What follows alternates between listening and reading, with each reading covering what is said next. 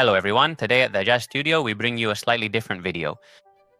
We're bringing you the unboxing of Warhammer Quest Dark Water, which has just been released. And I have to admit that I was a bit hesitant to get it since I thought just another game from Games Workshop. But a few days after opening it, assembling the miniatures and playing, I have to say we did the right thing by bringing it to the Joust. The miniatures are really cool, as we'll see at the end of the video, and we'll be bringing you several tutorials. And the game itself is also very entertaining. It's quick to play, easy, and perfect for a fast game. As always, Games Workshop pays attention to every detail. The box is very well packed and full of beautiful illustrations. And of course, it comes with everything you need to play, dice included. As is typically the case, it comes with sprues for all the miniatures, which are ready to use or assemble with push fit, no glue needed.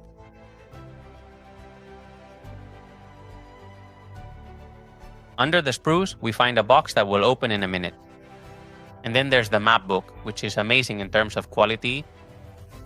As you can see on screen, each map is different, full of colors, the setting is also unique, and it includes a total of 19 maps.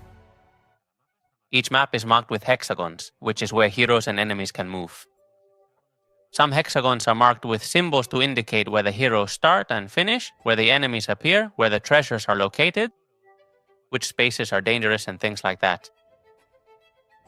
At the very top of each map, you'll always find the initiative spaces for both heroes and enemies located on the left-hand side, which will help guide us along the way. Who gets to play at each moment? And on the right-hand side, we find the turn spaces, which we will advance at the end of each round.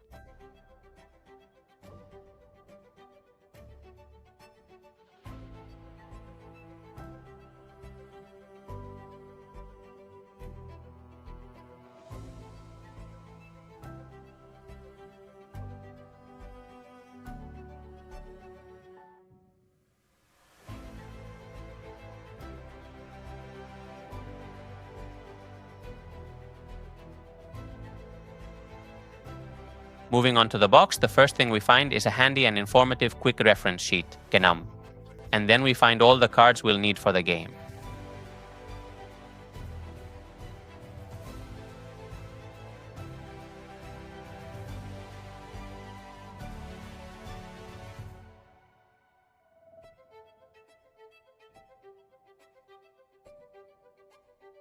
There's also the assembly manual for all the miniatures, as is always the case when we buy a Games Workshop product.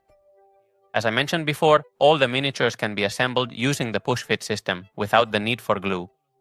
And it also comes with all the markers we'll need during our games, character markers, treasure markers, and so on. Of course, the game manual is included, very detailed as always with examples, and at the end it covers everything. How to prepare everything we need to start a campaign, since we can play standalone games or campaigns, which is where, in my opinion, this game really shines. A campaign is simply a series of games, like the ones we can play individually, but linked together and leading you to a final enemy.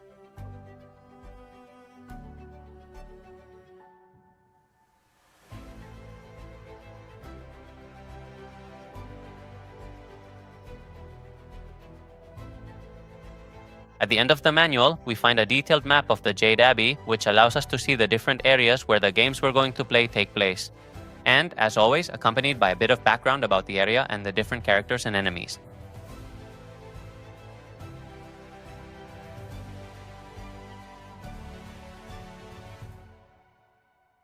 The campaign is divided into 3 acts, and for each act we find a deck with reward, equipment, action, and status cards.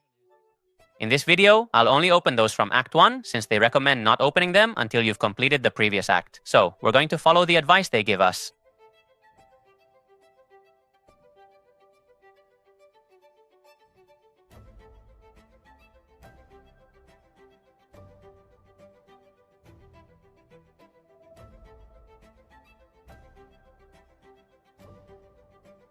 They also include some extra bonus cards for you to open after Act 1 and after Act 2.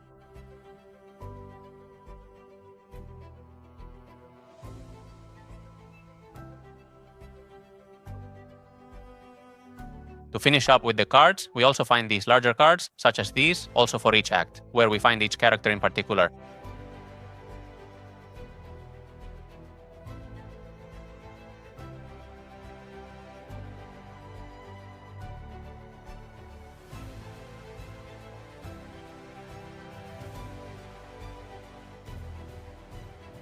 In Act 1, we have Inara, Drolf, Bren, and Edmark, as well as the cards for all of the enemies that are present in this act.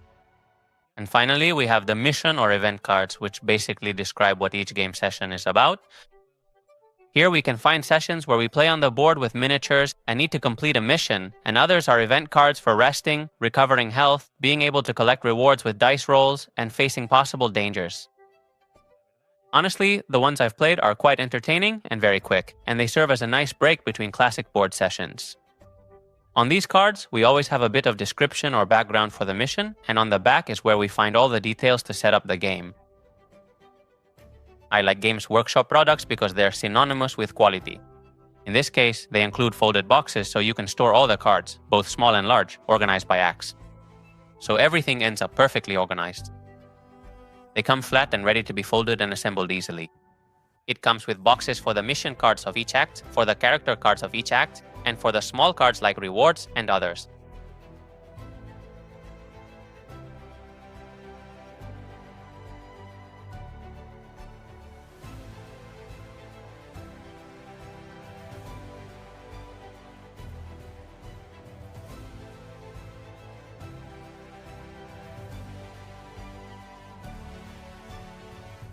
With this, all that's left is to assemble the miniatures and we're ready to play. After an intense afternoon, assembling with the help of my eldest son, we managed to put together the 49 miniatures included in the game, 7 heroes and 42 enemies. As I mentioned before, the heroes come in this ivory color, and as you can see, they're full of details and have very dynamic poses. Let's start with Inara Sion. The Purifying Sword is a mage follower of Alariel who masters water spells and will help us block sections of the maps. Brentilis, the Renegade Saint, is a mercenary hardened by years of combat and a descendant of the legendary Saint Yondara Tiles. She stands out for her close combat skills and her ability to reroll dice during the games. Drolf Ironhead is a Dwarden scout who is incredibly tough in difficult terrain. His ability allows him to ignore traps or dangerous terrain and move without hindrance. Edmark Valoran, the Manticore Knight, is a proud warrior of the Hammerland forces, Haksha, considered by many to be a great champion. He is specialized obviously in close combat and withstanding attacks with his shield. He acts as the tank of the group. Drasharborn, the Unleashed Beast, is the chieftain of the Araklor tribe, a fierce warrior of the Gur who transform their bodies into beastly forms. Itakobas Bane, the Jade Mage, is a learned mage specialized in natural magic. He is accompanied by his Spirit Whisperer, who fights and assists him in battle. The last of the characters is Kelsanor, the Prince of the Forest, a member of the Kornosi, a dedicated and devoted centaur hunter and tracker. His god has chosen Gelgus Pust as his target, and he will not rest until he fulfills his mission. Now we move on to the villains, and of course we have to start with none other than Gelgus Pust. The Prince of Source is the main villain in the game. Once a deeply pious and devout man from the Jade Abbey, his overwhelming ambition eventually corrupted him, and he ultimately gave his soul to Norgal. Belga, the Lacist Mage, was once a revered high priestess of the Jade Abbey, but was ultimately transformed by Norgal into a horrifying abomination. Her body is now fused with 2 of her former companions, and she endlessly wanders the ruins, spreading disease. Shaman Fetid Hoof is the leader of the Pestigos Horde, the Beast Men. This shaman has unleashed a devastating plague of corruption that gives rise to terrifying horrors like the Cankerborn, giant and monstrous demons created when the land itself is deeply wounded by Norfolk's spreading corruption. They have skin as tough and unyielding as stone and 3 fearsome heads. Their overwhelming stench and immense brute strength make them truly terrible foes in battle.